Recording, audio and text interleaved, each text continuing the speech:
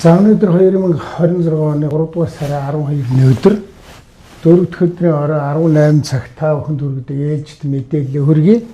Энэ удаагийнх нь бол 59 дугаар нь. За нэгд өдөр улсын хурлын чуулга эхэлнэ. За тэгээд энэ хаврын чуулга нь нэгд өдөр эхэлнэ.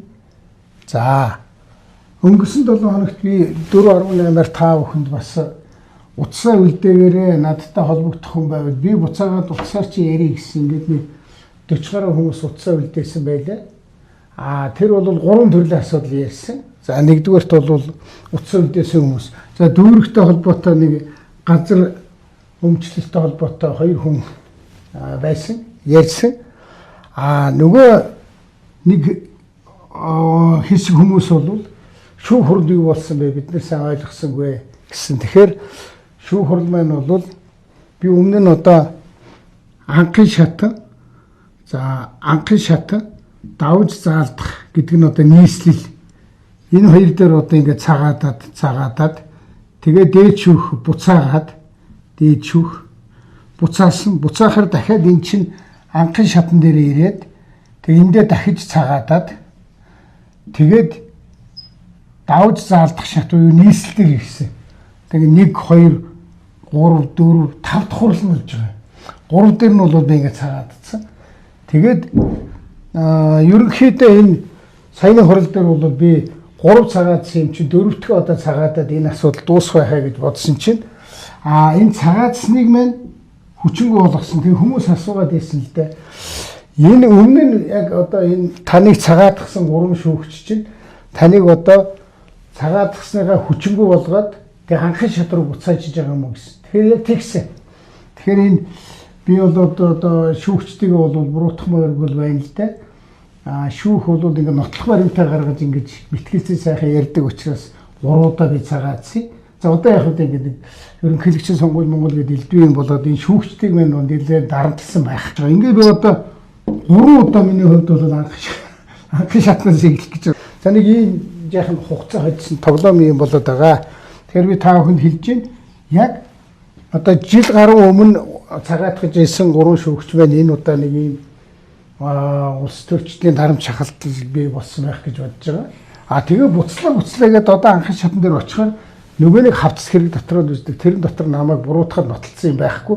Харин би анхын шатаа энэ давж заалдах шат өмнөх 3 шатан дээрээ бол бүгдээрнгийн баримттай нотлоготойгоор бол ницааж өгсөн. За тэгээ манай өмгөөлөгч нар бас өмгөөлөгч нар гэдэг нь бид нар чинь тэр чинь 80 гаруй хүнтэй гэсэн хэрэг шүү дээ. Тэгэхээр 80 гаруй хүний өмгөөлөгч гэдэг нь дор аяхан 80 хүн. За тэгээд ингээд явсаар байгаа нэг 40 хүн үлдсэн. Тэдний ихэнх нь бол намайг тоглоо тэгээд байгаа. За таны хэрэг бол уулаасаа дууссан, цагаатдсан.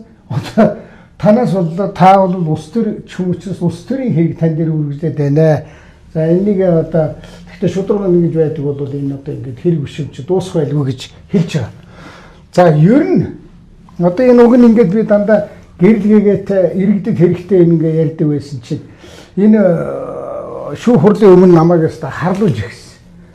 Базар байна юм бод ерөөсөө их гүтгэлэг авсан. За би энийг одоо ингээд нэг 7 хоногт нэг удаа нэг хар гүтгэлгийн юмыг бас хэлэхгүй бол манай энэ нөгөө 40 гаруй хүн утсаар ирсэн ч үгүй таныг бид нар зүгээр надад бол өөр санал мандалга та ерөөсөө нэг битээ бууж өгөөрэй. Энэ шудраг усныхаа төлөө тэмцээч. Байгалийн баялагаа та ярьдаг байсан чи яагаад дууг болчих. Одоо тэрнийхээ төлөө тэмцээч. Тэгээд та энэ бүтгэлгэнд хариу өгөөч. Чумайг байхаар чи бид нар бас одоо дэмжигчд бол эргэлзээд байна шүү дээ. Хамгийн хортой гүтгэлгнээс би эхлэе.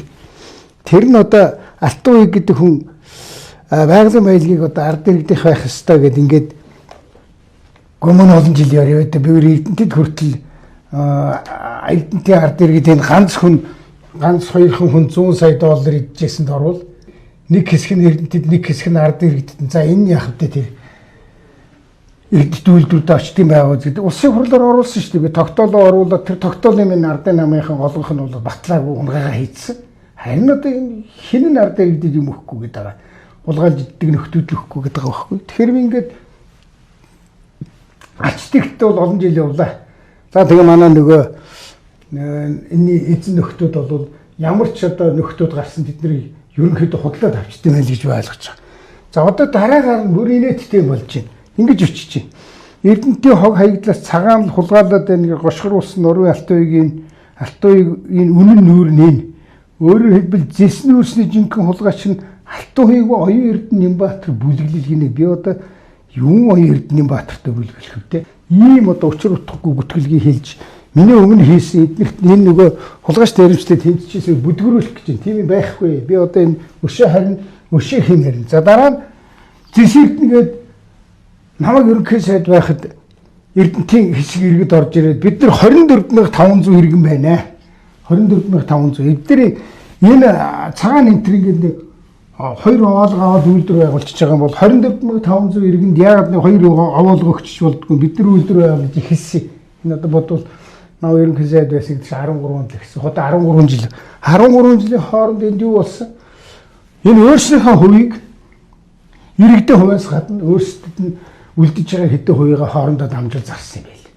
Би энийг судалж үзсэн. За өнөөдөр хүртийн яриад яг хэрвээ дахиад намайг энэтэй холбож ярих юм бол би дараачихаа 4.18 дээр энэ хулгай хийгээд байгаа энэ их одоо хоорондоо босго тэмцэл явуулаад байгаа тэр Батамбулан ч хэлүү хэн ч хэлүү ер нь бол улс төрчд орсон юм байл.